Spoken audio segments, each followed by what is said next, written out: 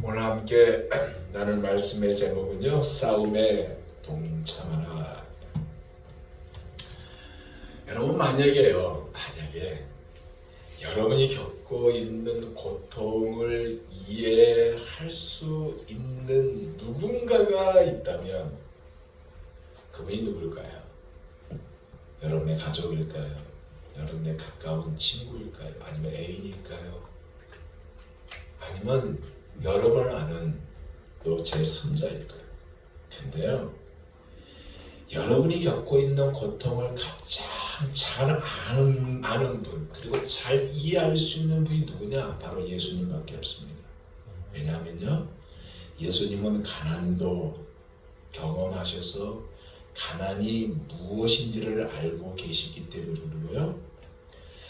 무엇보다도 예수님은 자기 몸이 소진되는 것도 경험했잖아요. 그래서 소진의 경험도 아셨기 때문에 여러분의 그 소진된 상태를 잘 이해하십니다. 또한 슬픔으로 인한 고통이 무엇인지를 본인 스스로 알기 때문에 우리가 당하고 있는 슬픔을 잘 이해하세요. 또 유혹을 받는 것이 무엇인지를 본인이 경험하셨기 때문에 시험 받는 자를 능히 도우십니다.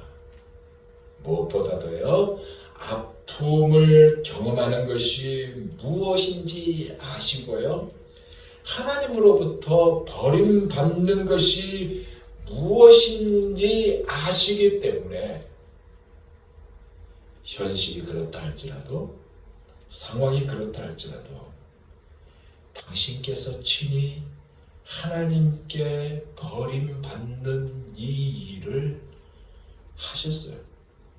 택하셨어요. 그리고 이것을 이루고 계시는 예수님을 오늘 본문이 보여주고 있는 것입니다. 예수님이 예루살렘에 입성하셨어요. 그리고 성전에 들어가셔서 성전을 정화시켰죠. 클린시켰어요. 청소하셨어요. 그런데 지금 오늘 본문에 보니까 처음 했던 것이 아니라 다시 두 번째 가고 있는 거예요. 두 번째 성전에 가셔서 다시 성전에 가셔서 지금 이 기득권에 있는 자들과 충돌을 일으킵니다. 그 충돌을 보니까 의도적인 충돌을 일으키고 있다는 것을 우리가 감지할 수 있어요. 그 시작이 오늘 본문 23절은 뭐라고 얘기합니까? 가르치려고 그렇습니다. 그러면 무엇을 가르치려고 그렇게 하셨던 것일까요? 당신이 누구인지, 즉 건축자의 버린 돌이 모퉁이의 머릿돌이 되심이 무엇인지 가르치려고, 특히 하나님의 마음이 무엇인지를 가르치려고 그렇게 하셨어요. 이것을요, 주님은 직설적이지만 비유로, 두 가지 비유로 또한 설명을 하고 있는 것입니다.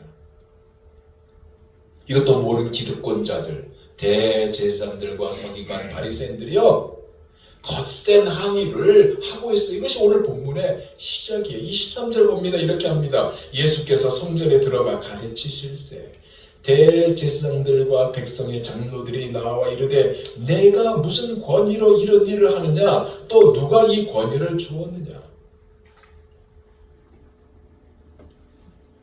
이들의 공격은 옛날과 다릅니다. 지금 완전히 그냥 칼로 쑤실 정도로의 강한 공격 모드를 취하고 있어요. 소극적인 대립, 그러니까 옛날에 군중 사이에서 속닥속닥 그랬잖아요. 이 속닥거렸던 은밀한 계획이요, 이제는 적개심으로 바뀌어서 거칠게 따지는 말과 함께 공개적인 비하에 공격을 하고 있습니다. 무슨 권위로 일을 했는지 권위에 대한 논쟁을 벌이고 있어요. 왜 그렇게 합니까? 자신들의 영토를 예수님이 침범했다고 생각했기 때문에 씩씩거리면서 따집니다. 지가 뭐라도 되는지 알아보지? 아니 무슨 권위로 환전상과 이 상인들을 내쫓아? 갈릴리나 있지 뭐하러 이 예루살렘 성전에 와서 우리 영토를 침범해 하면서 씩씩거리면서 대든 거예요. 그동안 그들이 잘 먹고 잘 살았죠. 잘 뜯어냈죠. 이 자기의 것들이 박살났기 때문에 이렇게 했는데 이 원인이 무엇인지 알고 싶었고 그리고 예수님에게 책잡기 위해서 권위에 관한 질문으로 덤볐어요. 질문을 가지고 덤볐던 것인데 그런데 여러분 우리가 오늘 말씀을 읽어서 알지만 우리는 이미 이 답을 알고 있어요. 왜 알고 있습니까? 예수님은 하나님이잖아요. 성육신 하신 분이잖아요. 그래서 당연히 그렇게 할 수 있는 분이라는 것을 우리는 알고 있죠. 알고 있어요. 그죠? 그런데 예수님은 갈릴리 있었던 자신의 영역으로 다시 후퇴한 것이 아니라 도망치지 않고요. 본격적으로 맞서고 있는 것을 보여줍니다. 그것도 임기응변이 아니라 잠시 피하려고 하는 그런 대충 말하는 것이 아니라 랍비들의 고전적인 방법을 취해서 이렇게 문을 열고 있습니다. 그것이 24절이에요. 예수께서 대답하시되 나도 한 말을 너희에게 물으느니 그래 너희들이 질문했지? 그래 그럼 나도 너희에게 질문하겠다 그에게 이 랍비들의 고전적인 방법입니다. 너희가 대답하면 나도 무슨 권위로 이런 일을 하는지 말할게 이르리라. 그러면서 어떤 질문을 던졌냐면 세례 요한의 쥐를 가지고 예수님이 질문을 던졌습니다. 요한의 세례가 25절 보세요. 요한의 세례가 어디로부터 왔느냐? 하늘로부터냐? 사람으로부터냐? 이 랍비들의 고전적인 방법, 논쟁 방법을 통해서 이 질문 안에 유대인 이들의 지도자들이죠. 지도자들이 직접적인 관련이 있음을 노출시켜 버렸습니다. 근데요, 여러분, 이미 세례 요한은요, 이 사실을 알고 있어요. 그래서 예수님이 오셨을 때, 그리고 아니 오시기 전부터 이미 자기보다 크신 자기 뒤에 계신 하나님, 예수님을 그가 이렇게 가리켰어요. 마태복음 3장 11절에서 12절 말씀입니다. 들어보세요. 나는 너희로 회개하기 위하여 물로 세례를 베풀거니와 내 뒤에 오시는 이는 나보다 능력이 많으시니 나는 그의 신을 들기도 감당하지 못하겠노라. 그는 성령과 불로 너희에게 세례를 베푸실 것이요 손에 키를 들고 자기의 타작마당을 정하게 하사 알곡은 모아 곡간에 들이고 쭉정이는 꺼지지 않는 불에 태우시리라. 이미 세례 요한은 예수님에 대해서 이렇게 말씀하고 있었어요. 근데 세례 요한의 권위를 가지고 예수님의 질문을 던졌잖아요. 이들의 답이 뭐라고 나온지 아세요? 본문을 다시 보면 이들의 머리를 굴리고 있는 모습을 엿볼 수 있습니다. 생각을 해요. 세례 요한을 하면 어떻게 할까? 아니면 사람을 하면 어떻게 할까? 하면서 막 머리를 굴리는 장면이 나옵니다. 그러면서 25절 하반절과 26절에 이렇게 답을 합니다. 봅시다. 그들이 서로 의논하여 이르되 머리를 굴려서 생각하면서 내린 답입니다. 만일 하늘로부터라 하면 어찌하여 그를 믿지 아니하였느냐 할 것이요 만일 사람으로부터라 하면 모든 사람이 요한을 선지자로 여기니 백성이 무섭다 하여. 세례 요한의 존재를 알잖아요. 백성들은 세례 요한을 하나님으로부터 보낸 문을 받은 선지자라는 사실을 백성들은 알고 있고 하늘로부터다 그러면 왜 너희는 하늘로부터 오는 것을 믿지 않느냐라는 따질 것 같으니까 머리를 굴리는 거예요.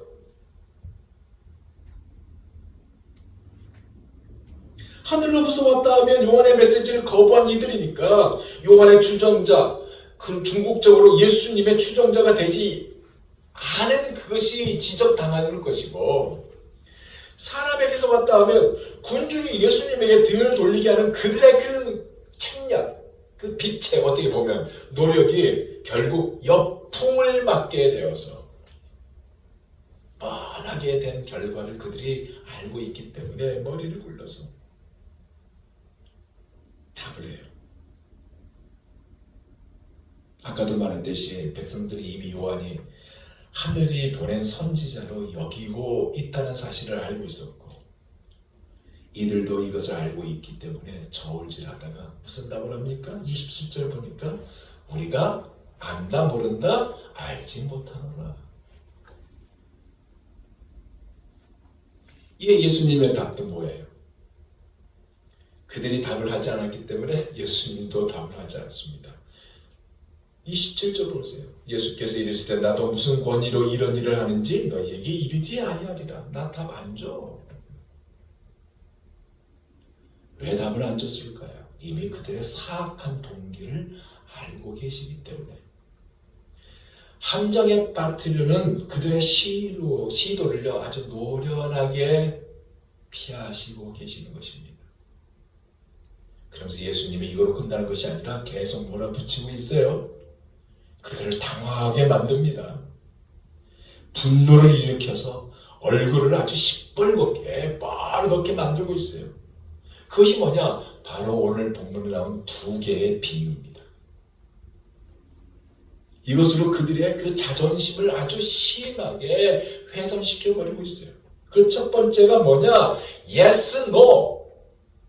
예, 아니요로 표현되는 이름 없는 두 아들에 관한 비유입니다. 28절에서 32절 보세요. 그러나 너희 생각에는 어떠하냐? 어떤 사람에게 두 아들이 있는데 맏아들에게 가서 이르되 얘야 오늘 포도원에 가서 일하라 하니 대답하여 이르되 아버지 가겠나이다 하더니 가지 아니하고 둘째 아들에게 가서 또 그와 같이 말하니 대답하여 이르되 실소이다 하였다가 그 후에 뉘우치고 갔으니 그 둘 중에 누가 아버지의 뜻대로 하였느냐? 이르되 둘째 아들입니다. 예수께서 그들에게 이르시되 내가 진실로 너희에게 이르노니 세리들과 청녀들이 너희보다 먼저 하나님의 나라에 들어가리라. 요한이 의의 도로 너희에게 왔거늘 너희는 그를 믿지 아니하였으되 세리와 청년은 믿었으며 너희는 이것을 모두 끝내 뉘우쳐 믿지 아니하였도다. 간단한 내용이에요. 그죠? 아버지가 두 아들을 포도밭에 일하러 보냈는데 노라고 하는 반항을 가지고 있는 이 둘째는 그 자리에서 노하며 일하기를 거부했지만 나중에 미안한 마음이 들어서 포도밭에 가서 일을 했다는 것이고 반면에 예스라고 답을 했던 고분고분한 이 첫째는 대답 안 하고 하겠다고서는 하지 않았다는 얘기가 이 비유거든요. 그러면서 어떤 아들이 실제로 아버지께 순종했는지를 묻고 있는 질문이에요. 그들은 당연히 둘째라고 답을 했어요. 그죠? 그런데 예수님은 이것으로 끝나지 않았습니다. 그들을 완전히 태그아웃 시켜버려요. 보세요. 이야기 속의 아버지는 누구예요? 하나님 아버지예요. 그죠? 아니요. 즉 노라고 하는 이들은 누구냐? 종교의 기득권자들이 공공연하게 대놓고 지적을 하는, 그리고 또한 지적을 당하는 세리와 청년입니다. 종교적으로 볼 때 이들은 최악 상태의 사람들이에요. 구제불능입니다. 세례 요한의 메시지를 그들이 들었어요. 그죠? 지금 예수님 그 얘기하고 있어요. 처음에는 반항하고 돌아섰지만 곰곰이 생각해 보니까 그게 아니라는 사실을 알고 결국에는 믿고 회개했다는 얘기예요. 반면에 yes, 예라고 대답한 첫째 아들은 겉으로는 순종하고요. 신실해 보이죠. 신실해 보이지만 사실은 악하고 불순종한 자들로 판별된 사람들이다. 구체적으로 그 아들을 믿는다고 공언을 했지만 마음속 깊은 곳에서는 믿지 않는 이스라엘의 종교 지도자들이라고 완전히 태그아웃 시켜버립니다. 예수님의 선언이 뭐예요? 여기서 죄인으로 간주한 이들이 그들보다 먼저 하나님 나라에 들어갈 것이라고 말씀하고 있어요. 그러면서 뭐라고 그래? 요한의 의의 도로 너희에게 왔거늘 너희는 그를 믿지 아니하시되 세리와 청년은 믿었으며 너희는 이것을 보고도 끝내 뉘우쳐 믿지 아니하였도다. 그러면서 그들을 완전히 태가웃 시켜버립니다. 이걸로 끝나지 않았어요. 그러면서 또 영거포 두 번째 비유를 통해서 완전히 넉다운 시켜버려요. 33절에서 41절 볼까요? 우리 한번 찾아서 같이 한번 읽어봅니다. 33절에서 41절 33절에서 41절 다른 한 비유를 들으라. 한 집 주인이 포도원을 만들어 산 울타리로 두르고 거기에 집자는 틀을 만들고 망대를 짓고 농부들에게 새로 주고 타국에 갔더니 열매 거둘 때가 가까우매 그 열매를 받으려고 자기 종들을 농부들에게 보내니 농부들이 종들을 잡아 하나는 심히 때리고 그다음에 하나는 죽이고 하나는 돌로 쳤거늘 다시 다른 종들을 처음보다 많이 보내니 그들에게도 그렇게 하였는지라. 후에 자기 아들을 보내며 이르되 그들이 내 아들은 존대하리라 하였더니 농부들이 그 아들을 보고 서로 말하되 이는 상속자니 자 죽이고 그의 유산을 차지하자 하고 이에 잡아 포도원 밖에 내쫓아 죽였느니라. 그러면 포도원 주인이 올 때 그 농부들을 어떻게 하겠느냐. 포도원 주인이요 모든 재반 시설 다 해놓고 타국으로 여행을 갔어요. 때가 되어서 소출을 원했습니다. 그죠? 그런데 이런 결과를 만들어 버렸네요. 포도원 밭의 주인은 누굽니까? 하나님 아버지죠. 포도밭은요 이스라엘 백성, 하나님의 백성, 하나님이 사랑하시는 민족이에요. 포도밭을 경작한 자들은 누구예요? 이스라엘의 과거나 현재의 영적 지도자들입니다. 방금 이야기했듯이 땅 주인이, 포도밭의 주인이 멀리 여행을 떠났는데 포도밭을 할 수 있는 관리인, 즉 이스라엘의 지도자들에게 맡겼다 그 얘기거든요. 그리고 수확기가 다가오자 주인이 포도를 걷어들이려고 종들, 누구예요? 종들. 구약의 선지자죠. 세례요한까지 포함해서 구약의 선지자입니다. 이들을 보냈지만 농부들은 이를 거부하고 잔인하게 죽여버리잖아요. 누굽니까? 여러분 이사야 선지자는요. 복음 전하다가 톱으로 잘림을 당했습니다. 스가랴 선지자는 성전에서 돌로 맞아 죽었어요. 여러분 이 상황이 지금도 계속 된다고 여러분 생각하지 않습니까? 공산권 치하에 복음을 전한다는 이유 때문에 붙잡아서 죽음을 당하고 계속 연거푸되는 거예요.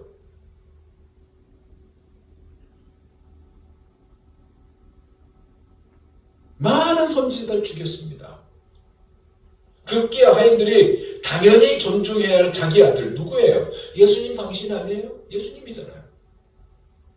아들을 보내면 좋은 결과를 주기라고 생각했는데 어떻게 해요? 이 상속자를 제거하면 포도원을 차지할 수 있다는 그 음모, 이것을 그대로 실행에 옮겨서 충격적인 만행을 저지르잖아요.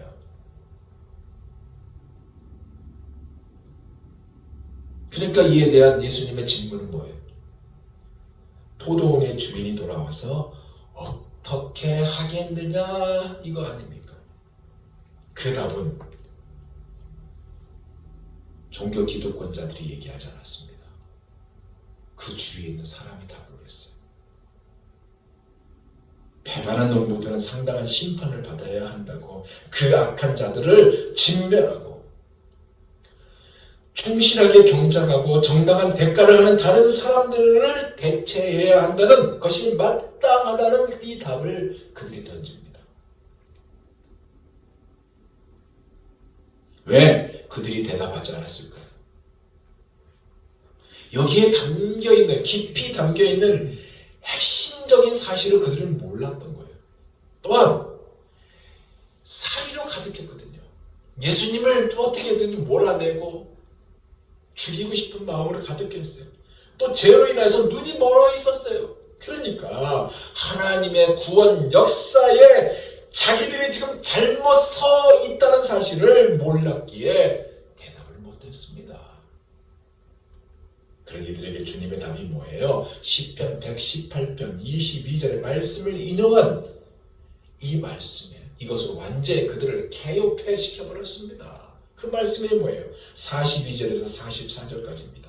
예수께서 이르시되 너희가 성경의 건축자들의 버린 돌이 모퉁이의 머릿돌이 되었나니 이것은 주로 말미암아 된 것이요 우리 눈에 기이하도다 함을 읽어본 일이 없느냐? 그러므로 내가 너희에게 이르노니 하나님의 나라를 너희는 빼앗기고 그 나라의 열매 맺는 백성이 받으리라. 이 돌 위에 떨어지는 자는 깨지겠고 이 돌이 사람 위에 떨어지면 그를 가루로 만들어 흩으리라 하시니. 무슨 얘기예요? 무슨 말이에요? 결국 거부로 인해 하나님의 나라를 빼앗기고 그 나라에 합당한 열매를 맺을 진정한 제자들에 비하면 보잘것없고 어중이 떠중이 같은 이 개종한 죄인들이 엉뚱한 이방인들이 그 나라를 받게 될 것이라는 말씀을 하고 있는 거예요. 그렇잖아요. 지금도 메시아가 와야겠다고 이스라엘은 아직 메시아에 오지 않음을 생각하고 있고요. 그러나 메시아의 오심을 믿었던 이방인들은 예수님은 나의 구주요 이것이 나의 생명이요 이것이 나의 전부라고 고백하면서 하나님의 나라를 수호했던 일들이 지금도 있지 않습니까? 그리고 메시아를 조롱하는 이들의 결과가 돌 위에 떨어지거나 돌에 짓눌러 산산조각 나고 먼지처럼 산산이 흩어질 것이라는 이 말씀이 뭔지 아세요? AD 60에서 70년에 티토 장군이 예루살렘 성전을 완전히 망가뜨려 버렸잖아요. 그래서 흩어져 버렸어요 그들이. 이 말씀을 주님이 언급하고 있는 거거든요. 이 말씀을 들으면서 그들은 결국 그동안 자기들이 어디에 속했는지를 이제 알게 되었어요. 그러면 회개해야 되잖아요. 잘못했습니다. 그래야 되잖아요. 자기들을 가리킨 것을 알았기에 이런 반응을 보이면서 오늘 본문 마무리하고 있습니다. 45절 46절 보세요. 대제사장들과 바리새인들이 예수의 비유를 듣고 자기들을 가리켜 말씀하신 줄을 알고 잡고자 하니 무리를 무서워하니 이는 그들이 예수를 선지자로 알미었더라. 그들이 그동안 어디에 섰는지 알았다면 잘못했습니다. 주님 용서해 주옵소서 그래야 되는데 얼굴이 빨개지면서 예수를 잡으려고 버리는 겁니다. 근데 당장 잡을 수가 없잖아요. 백성들 때문에. 왜? 예수님을 선지자로 알았기 때문에. 아까 머리까지 치밀었고 막대기나 그 무엇이 있었다면 그것으로 화를 표출하고 싶었는데 아무 짓도 못했다라고 오늘 본문은 마무리하고 있다는 얘기입니다. 왜요? 왜 그랬을까요? 사람들이 예수님을 진정한 예언자로 선지자로 믿고 있었기 때문에 공개적인 체포를 미루고 거리고 적절한 때를 찾기로 했다라고 마무리하고 있는 것입니다. 이제 말씀을 마무리하면서요. 그럼 오늘 본문이 우리에게 무엇을 전하고자 한 것일까요? 저는 여기에서 오늘 말씀의 제목대로 싸움에 동참하라 그 얘기입니다.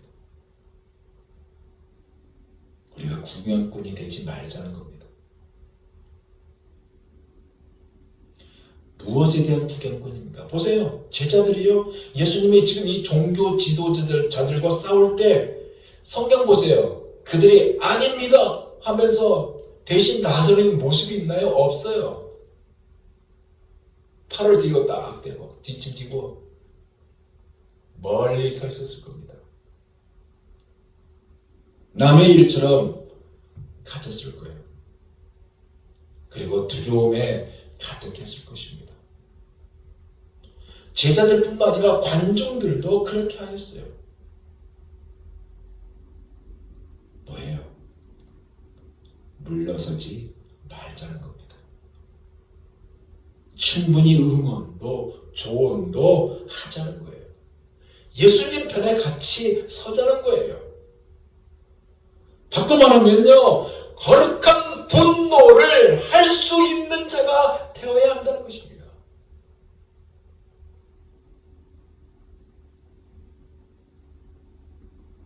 과거에는요, 거룩한 분노를 일으킨 자들이 참 많았습니다. 근데 지금은 이 포스트 모더니즘 세대에 살다 보니까 거룩한 분노를 일으킨 자들이 찾기가 쉽지 않아요. 예수님을 주위의 사람들이 쉽게 비난하는데도 우리는 거기에 싸우지 못해요. 말도 못 꺼내요. 가까운 사람이나 가족이나 주위에 예수를 믿지 않아서 지옥을 향해 가고 있는데 너 주님께로 돌아와야 된다는 말도 못 꺼냅니다. 믿으려면 나를 믿어야지, 내 주먹을 믿어야지 하는 그 말은 들어도 예수를 믿어야 한다는 이 말을 못 꺼낸다는 얘기예요. 이제 우리가 그냥 잊지 말자는 거예요. 싸움에 동참하자는 거예요. 만약 그냥 있다면요, 12명의 정탐꾼 중에서 10명의 정탐꾼과 똑같습니다. 간접적이에요. 직접적이 아니면 간접적으로 똑같은 행동을 취한 거예요. 여러분, 모세가요, 가나안 땅에 들어가기 전에 가데스 바네아에서 각 지파별로 사람을 뽑잖아요.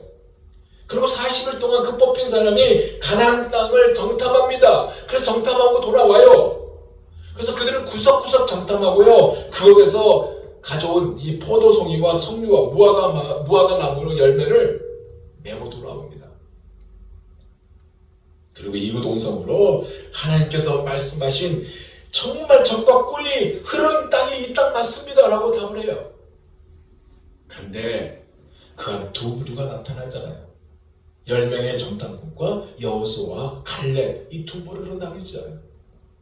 10명은 가나안 거주하는 족속들이 너무 강하고 성읍도 견고하고 아낙 자손 즉 거인 족속을 봤고 그들 앞에서 우리는 메뚜기와 불과하며 그들도 똑같이 그렇게 여길 것이라고 얘기합니다. 뭐예요? 너무 강해서 우리가 싸울 수 없고 이길 수도 없다는 부정적 얘기를 합니다. 즉 예수님에게 지금 대들고 있는 이 기득권자들의 잘못을 아는데도 불구하고 그들이 너무 강하다고 생각하여 말도 못하고 그대로 있는 것과 같다는 얘기예요. 즉 부정적인 생각에 머무른다 얘기입니다. 하지만 여호수아와 갈렙은 뭐라고 해요? 그들은 우리의 밥이다, 우리의 먹이다라고 하잖아요. 무슨 얘기예요? 자기 생각 안에 스스로 갇히지 않았다는 겁니다. 예수님과 같은 무대에 있었다는 거예요. 그래서 분개합니다. 거룩한 분노를 일으켜요.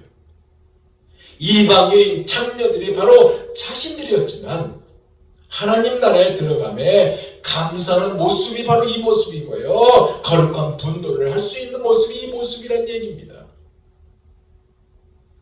솔직히 아낙 자손들은요, 여러분, 이스라엘 백성들을 메뚜기처럼 생각하지도 않았어요. 그들 스스로 그렇게 생각을 했던 것입니다. 그런 결과 뭐예요? 모세도 원망하고 하나님도 원망하고 다시 애굽에 돌아가자고 난리를 쳤지 않습니까? 결국 여호수아와 갈렙만 가나안 땅에 들어가고 모두 다 죽어버리잖아요. 무슨 얘기인지 아세요, 여러분? 보이는 대로 생각하지 않는 것이 매우 중요하다는 얘기입니다. 그 뒤에 역사하신 하나님을 우리가 바라봐야 돼요. 우리가 봐야 하는 것이 뭐냐? 믿음의 눈이에요. 믿음의 눈. 하나님의 생각으로 생각하는 거예요. 가나안 땅을 너희에게 주겠다고 하셨던 이 말씀을 진짜로 믿는 거예요. 하나님을 대항하는 자들에게 거룩한 분노를 일으키는 겁니다. 왜? 하나님이 함께하기 때문에. 그래서 이단을 만나면요, 이단을 만난 사람을 바라보면서 아파할 수 있는, 마음에 아파할 수 있는 분노를 일으켜요. 그래서 그들에게 바른 것을 가르치고 잘못을 지적하고 동성애가 판을 치는 이 현실 속에서 말도 못하고 넘어가는 것이 아니라, 물론 그들을 불쌍히 여기고 기도해주고 그건 필요한데 가르쳐야 돼요. 이끌어줘야 돼요. 이런 하지 못하는 이런 일을 하지 말자는 거예요. 싸움에 동참하자는 겁니다. 복음을 위한 영적 전쟁에서 구경꾼이 되지 말자는 거예요. 이것에 대해서 성경은 뭐라고 이야기하는지 아세요? 유다서 1장 3절에 이렇게 전하고 있습니다. 사랑하는 자들아, 우리가 일반으로 받은 구원에 관하여 내가 너희에게 편지하라는 생각이 간절하던 차에 성도에게 단번에 주신 믿음의 도를 위하여 힘써 싸우라는 편지로 너희를 권하여 할 필요를 느꼈습니다. 싸우라 그러잖아요. 싸우라. 진리와 의에 대해 갈수록 적대적인 모습이 되어가고 있는 지금의 이 포스트 기독교 사회 속에서 굳건히 서라 이 얘기예요. 싸울 준비를 하라 이거예요. 에베소서 6장 12절에 뭐라고 말씀하는지 아세요? 우리의 씨름은 혈과 육을 상대하는 것이 아니요 통치자들과 권세들과 이 어둠 세상의 주관자들과 하늘에 있는 악한 영들을 상대함이라 했어요. 고린도후서 10장에도요 4절에 이렇게 말씀하고 있습니다. 우리의 싸우는 무기는 육신에 속한 것이 아니요 오직 어떤 견고한 진도 무너뜨리는 하나님의 능력이라 모든 이론을 무너뜨리며 이렇게 말했습니다. 세상은 점점 어려워지고 있어요. 그리고 어두워지고 있어요. 특히 주님을 대항한 자들이 노골적으로 이제 드러날 겁니다. 경제도 어려워질 겁니다. 하지만 머지않을 때 우리 주는 영광의 왕이신 예수님은 오셔서 심판하실 것입니다. 우리가 할 일은 뭐예요?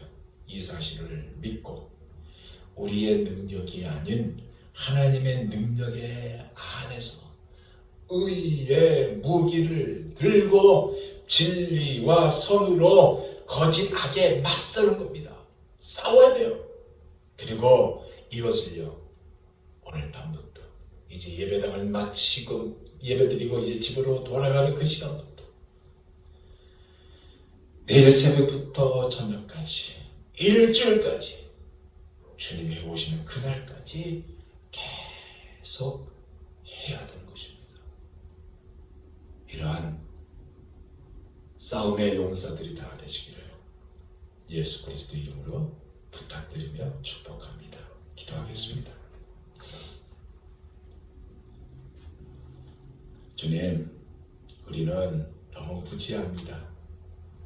세상에 대한 지식도 무지하고 또 두려움도 많이 있어서 다약합니다. 그럼에도 불구하고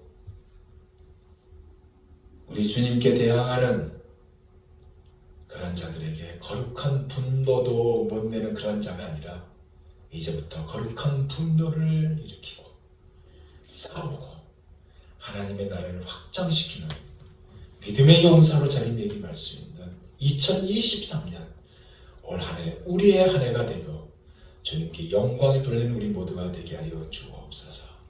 성령 하나님께서 우리와 함께 하심을 늘 체험하며 성령님의 역사를 만민들에게 나타낼 수 있는 멋진 주의 용사들 되게 하여 주옵소서. 오늘 말씀을 통해서 우리에게 힘을 또 우리의 마땅히 할 일을 가르쳐 주셔서 감사합니다. 이 일을 감당하는 저희가 되게 하여 주옵시고 우리 사랑의 교회가 되게 하여 주옵소서. 예수님 이름으로 기도하옵나이다.